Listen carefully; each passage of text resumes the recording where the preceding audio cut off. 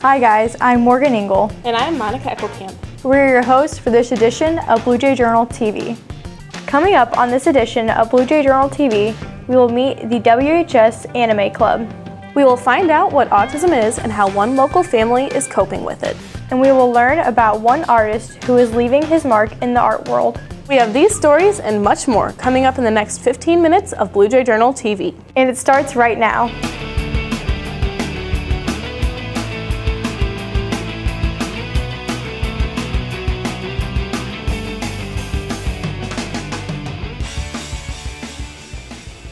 Autism impacts many children in the United States. Monica Eckelkamp is going to introduce us to a family who deals with autism every day. Here's the story. Autism is a developmental delay. It affects children in all different ways. According to the Centers for Disease Control and Prevention, about 1 in 68 children has been identified with autism spectrum disorder. Michelle Westhoff has first-hand experience with autistic children. When Gateway started behavior therapy, I started volunteering as an implementer. And then from that point on, it turned into a paying job. What do you play with, Jackson? Michelle's personal connection to autistic children sparked her interest in Gateway. My son is autistic, so around 16 months of age, I contacted Kim Helm, who's the executive director here. And she spent some time with him and then directed us to First Steps, and that's where we started with our services. Even though he is a happy kid, Max faces some daily struggles. Like Max can only wear certain socks because it will just irritate him and we have to change him, or he can't focus on anything else. Behavior issues are a big challenge for him. He just has a hard time doing things he doesn't want to do. The challenges Max faces are nothing compared to the happiness he brings to the Westhoff family. He's always smiling and laughing and getting us moving and wanting us to do fun things. He's our little clown, and he really is just a joy. He loves to come here and he calls them his friends, and he's never really talked about having a friend before, so that's pretty cool. If you would like to experience the joy that Michelle has with Max, Gateway offers an opportunity to get involved. You want to go be with your friends?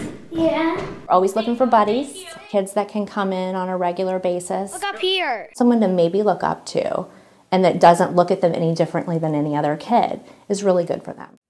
For more information about getting involved at Gateway, call 636-583-0788. For Blue Jay Journal TV, this is Monica Eckelkamp reporting.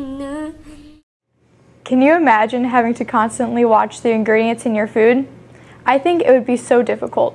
But more and more people are having to be aware of what they're putting into their mouths. Carol Williams has the story. Gluten is... I have no idea. I don't know. I think it's a protein in wheat or grains. I have no idea.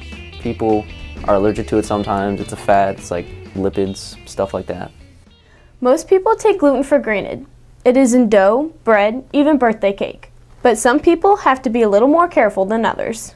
Well, I was probably 13 or 14, and I kept getting headaches and stomach aches, and I really didn't feel good, and I tried taking medicine, it didn't really work. So I went to the doctor, and he ran some tests, and he told me to try to stop eating gluten, which is like wheat, for a couple weeks. I did that, and I felt better, so he basically told me I had a gluten intolerance. I live in a town of a bunch of hippies, and they said to stop eating gluten and like the processed breads, and they all went away. So I don't eat that anymore. I'm good. For people like Rose and Allison, gluten creates an allergic reaction, causing the inner lining of the small intestine to become inflamed and destroyed. If I have like a bite of a cookie or like a bite of someone's pasta or something, I get like rashes on my legs really bad, and I'll get stomach aches, like really bad stomach cramps if I eat a lot of it, but normally it's just like rashes. I basically have a very strict diet. Cannot eat cake or bagels or toast or bread or anything, or cupcakes or brownies, anything with flour or bread or grain or wheat, so mac and cheese, ramen noodles, cereal, that's all marked off, and it's hard. Avoiding these foods may sound very difficult, but there are ways around them. I do pack my own lunch, and I try to stay away from gluten A lot of vegetables, a lot of fruit, and they also have an aisle in some stores, some grocery stores that are dedicated to gluten-free. The whole entire aisle is gluten-free. It's probably my favorite place to go when I'm hungry. I love Mexican because it's all corn flour, not wheat flour. So I normally pack just like fruits and vegetables and like rice or quinoa. Quinoa is like a African grain. It's kind of like rice mixed with like couscous, but it's not a wheat product, so I can eat it. So while many of us can't imagine a breakfast without toast or a life without pizza, we need to remember, to some individuals, gluten is a nightmare.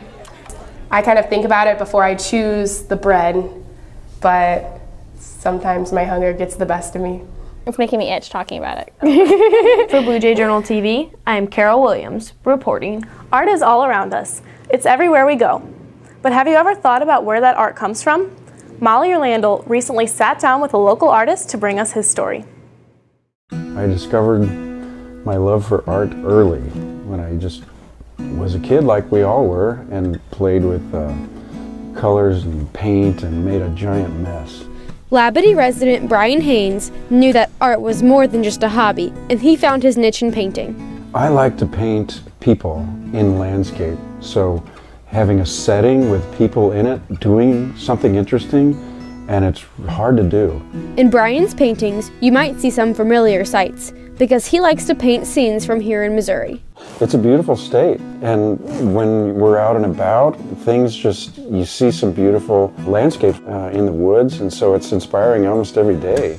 When you read diaries of the early settlers, there's a lot of stories that are in these hills to tell. That's what the story I'm trying to tell. The stories that Brian has painted are told across the country. His work is in a variety of places. Wichita, Kansas, in Kansas City, Missouri, and down at the Arch, and at the Botanical Garden, and the Danforth Center. Brian's artwork also sits on the bookshelves of many households. A publisher came to me and wanted to publish a body of work of mine, and that was a huge thing for my career. And we did it in about 9 months.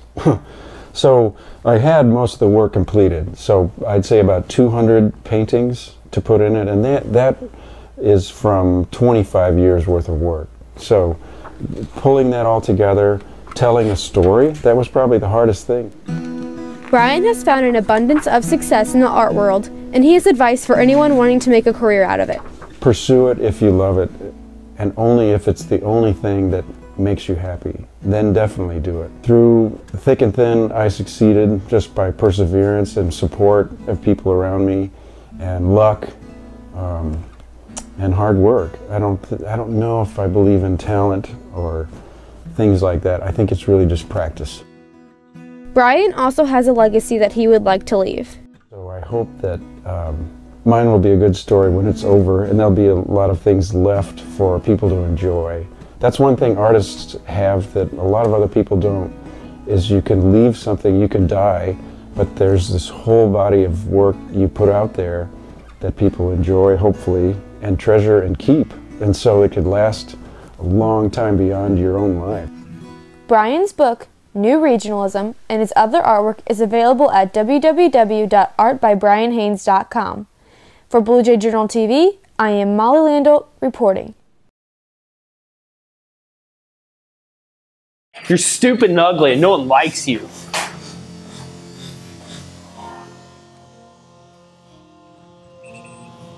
You're so fat. Stupid and ugly. You're so fat. You're tearing me apart. Words hurt. If you experience or see bullying, contact 1-866-748-7047. There's a new club at Washington High School that has really taken off this year. Isaac Lippert has the details. It can be interesting, it can be weird sometimes. If they open their mind to it, they would probably really like it. A unique new club at Washington High School has drawn a wide variety of students together with a common interest: anime. Anime Club is basically a club where people who are anime fans can come and watch it for like half an hour. Our original intention for it was to introduce fans of anime to more new anime. This club serves as more than just a group that watches anime. Students who aren't interested in athletics or other extracurricular activities view the club as a place where they belong. It's a way for a person to escape into a different world, because to be honest, reality sometimes really does stink. Elaine Schwartz has found that anime can be a comforting retreat from life. Whenever I was a really little kid, it was kind of one of those things I could just hide away into because I didn't have a whole lot of friends as a kid, and it just kind of made me feel happy. Elaine and Colleen both encourage everyone to give anime a chance. It is very much something that is a lot of fun to watch. Just don't judge it by what you see. It's really, really fun. Some anime, I'll admit, can be kind of weird, but if you keep your mind open to it and don't go in thinking, oh, this is stupid and nerdy or whatever, then you'll probably enjoy it. Do you guys want to know the plot line? Or If you're interested in joining Anime Club, they meet in the library Mondays after school. I'm Isaac Lippert, reporting. We all enjoy a good song, but what if that song has a deeper meaning?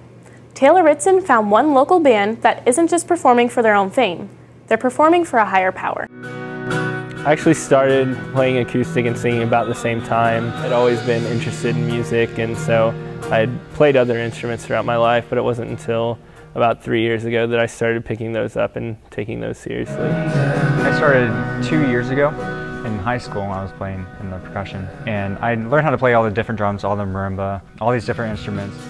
What began as a simple interest in music eventually changed into something much more. I've known Ray, who's the worship leader, for 6 years now, and so we just know each other very well, and we basically learned playing music together. Later on, as I started playing more, I became interested in being a worship leader and leading a worship team. Ray Schuller's motivation to become a worship leader soon led to what would become a band called Watchmans Call. I actually went to Villa Ridge Baptist Church, and I joined a group there called Watchmans Call. I helped start it up, and they needed a keyboardist, and I knew somewhat how to play the piano. Originally me, a drummer and a guitar player, and then we added Steven on keyboard. Although most teens are used to hearing today's top hits play on the radio, Watchmans Call's music is in a completely different category. Watchmans Call is a worship ministry dedicated to just worship and prayer. So we come together as a group and we play music, we play worship. In addition to playing music, Watchmans Call believes that it is their responsibility to look after Franklin County. We felt led as watchmen to be the watchmen of Franklin County so that nothing's going on, any problems that's stirring, hey, stop. We do that through worship and prayer also, through intercession. We're praying for our county and for the people that are in it. Watchmans Call is hoping to help their county by encouraging young crowds to come into Exile Church. So on Fridays we try to invite the younger crowd, just because that's the side of the county that you see is like falling into depression. They fall into the suicidal thoughts and all the stuff that's going on in the world right now that's just bringing pain and suffering. So we try to get that group to come over. Even if worship and prayer is not the route that you're planning to go, Ray Schuller believes that everyone who has a passion for music should follow that dream. Music's been such an important part of my life. I would encourage anyone to tap into that. For Blue Jay Journal TV, I'm Taylor Ritson reporting. So what time are we going tonight? Do you want to go? What are you going to wear? What should I wear? What movie are we going to see? Am I makeup in the car? Am I staying at your house? Or staying Where are we going to see the movie? I asked you what time we were going to see the movie. Hello? Why aren't you answering me? I don't know if I like my hair. Is your mom going to care if we go? I need your opinion if this looks good or not. I need to redo my hair. You don't like it? Why aren't you responding to me? Stop!